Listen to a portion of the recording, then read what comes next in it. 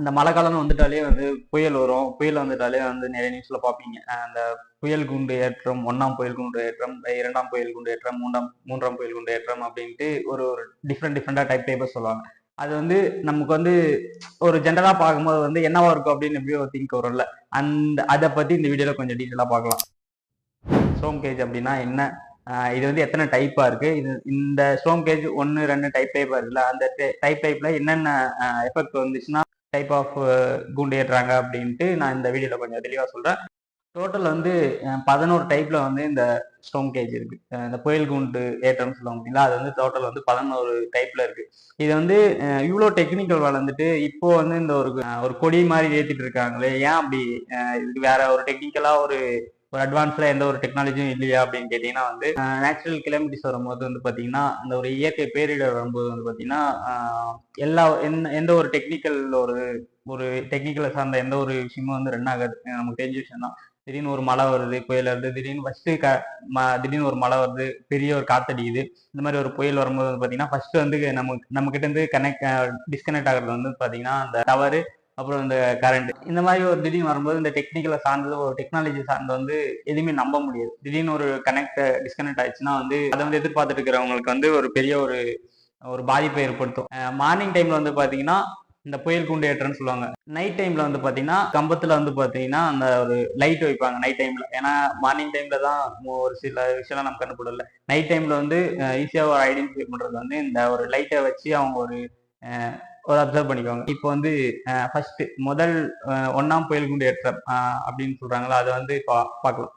முதல் storm gauge, அதாவது வந்து முதல் புயல் குண்டு ஏற்றம் வந்து ஏத்துனாங்கன்னா அது வந்து எதை மீன் பண்ணுது, எதை வந்து எதை குறிக்குதுன்னு பாத்தீங்கன்னா பக்கத்துல நியர்பை எங்கேயாச்சும் பக்கத்துல புயல் உருவாகிறதுக்கு ஒரு சான்ஸ் இருக்கு, ஒரு பாசிபிளா இருக்கு அப்படின்னு பாத்தீங்கன்னா இந்த குண்டு ஏற்றுவாங்க. இதனால வந்து ஹார்பருக்கு எந்த டேமேஜும் ஏற்படாது. பட் அந்த டைம்ல வந்து ஹெவியா காத்தடிக்கும் அப்படின்ற ஒரு இதை வந்து குறிக்கும். 2ஆம் புயல் குண்டு ஏற்றம் அது வந்து எதை வந்து மீன் பண்ணுதுன்னு பாத்தீங்கன்னா ஆல்ரெடி இங்கே புயல் உருவாகிச்சு. அதுக்காக வந்து இந்த ஹார்பர்ல இருக்கிற இந்த துறைமுகத்தில் இருக்கிற கப்பல்லாம் வந்து துறைமுகத்தை விட்டு வெளியேற்றணும் அப்படின்றத வந்து மீன் பண்ணும். 3ஆம் புயல் குண்டு ஏற்றம் இதை வந்து எதை மீன் பண்ணுதுன்னு பார்த்தீங்கன்னா காத்தோட சேர்ந்து மழையும் ஹெவியா வரும். அதனால வந்து ஹார்பருக்கு ஒரு சின்ன ஒரு டிஸ்டர்ப் உண்டாகும். அதை வந்து மீன் பண்ணும். 4ஆம் புயல் குண்டு ஏற்றம் இதால வந்து என்ன பாதிப்பு ஏற்படுதுன்னு பார்த்தீங்கன்னா காத்தோட சேர்ந்து மழை வர்றதுனால வந்து துறைமுகத்துக்கு அந்த ஒரு ஹார்பருக்கு வந்து ஒரு ஒரு ப்ராப்ளம், ஒரு டிஸ்டர்ப் ஆகுது இல்லை. ஸோ அதுலேருந்து கப்பலையும் வெளியேற்றணும். அதுக்கப்புறம் வந்து பார்த்தீங்கன்னா லோக்கல் இருக்கிற உள்ளூர் மக்களுக்கும் வந்து ஒரு ஒரு வார்னிங் கொடுக்கணும். இதால வந்து ஒரு ப்ராப்ளம் ஏற்படும், கொஞ்சம் அவேர்னஸாக இருங்க அப்படின்ட்டு குறிக்கும். இது வந்து அதை மீன் பண்ணும். 5th ஸ்டார்ம் கேஜ் இது வந்து இதை மீன் பண்ணது வந்து பார்த்தீங்கன்னா புயல் உண்டாகிடுச்சு. புயலால் வந்து நிறைய பெரிய சேதம் ஏற்பட்டுச்சு. அதை வந்து கிராஸ் பண்ணதில்ல, கரையை கடக்குன்னு சொல்லுவாங்க பார்த்தீங்களா, கிராஸ் பண்ணதில்ல. அது வந்து புயல் உண்டாயிட்டு லாஸ்டா வந்து ஃபைனல் ஸ்டேஜ்ல வந்து அது வந்து வலு பெற்று அது வந்து வலு இழந்து கரையை கடக்குதுன்னு சொல்லுவாங்க பார்த்தீங்களா, அது வந்து லெஃப்ட் சைட்ல வந்து ஹார்பருக்கு லெஃப்ட் சைட்ல, அதாவது வந்து ரைட் சைடு வந்து சென்னைன்னு வச்சுக்கலாம். இப்போதைக்கு ஒரு எக்ஸாம்பிள் ரைட் சைடு சென்னை ஹார்பர்னு வச்சுக்கலாம். லெஃப்ட் சைடு வந்து மும்பை ஹார்பர்னு வச்சுக்கலாம். ஹார்பருக்கு லெஃப்ட் சைடு மும்பை சைடு வந்து கரையை கடக்குதுன்னு நம்ம வச்சுக்கலாம். இதான் வந்து 5ஆம் புயல் குண்டு ஏற்றம். 6th ஸ்டார்ம் கேஜ் இது வந்து எதை மீன் பண்ணுதுன்னா முன்ன வந்து லெஃப்ட், இப்போ வந்து ரைட். முன்ன வந்து Chennai to Mumbai side, left சைடில் இருக்கிற மும்பை சைடு வந்து கரையை கடக்குதுன்னு நம்ம சொன்ன முடியுங்களா. இப்போ வந்து ரைட் சைடில் இருக்கிற சென்னை பக்கம் கரையை கடக்கும். இது வந்து கரையை கடந்துச்சுன்னா நம்ம வந்து 6வது புயல் குண்டு ஏற்றம் வந்து ஏற்றும். மேக்சிமம் வந்து 1, 2, 3 லாஸ்ட் ரொம்ப வருஷமா வந்து 3 தான் நம்ம பார்த்துட்டு இருக்கோம். அதுக்கு மேல நான் பர்சனலா எனக்கு தெரிஞ்சு பார்த்ததில்ல. இதுக்கு முன்னாடி ஏதாச்சும் ஒரு பெரிய ஒரு டிசாஸ்டர் வந்து அப்போ எதனாச்சும் வச்சிருப்பாங்க, ஏத்திருப்பாங்க, நிறைய பாசிபிள் இருக்கு.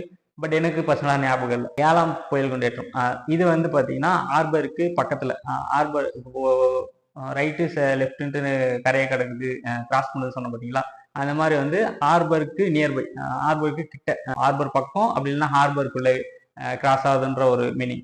8ஆம் புயல் கொண்டேற்றம் 8th ஸ்டேஜ் வந்து என்னன்னு பாத்தீங்கன்னா புயல் வந்து ஸ்டார்ட் ஆயிடுச்சு. புயல் ஸ்டார்ட் ஆகிட்டு தீவிர புயல், அதாவது வந்து ஆரஞ்சு, எல்லோ, ஆரஞ்சு, ரெட்டுன்ட்டு போன வீடியோ போட்டிருப்பேன்.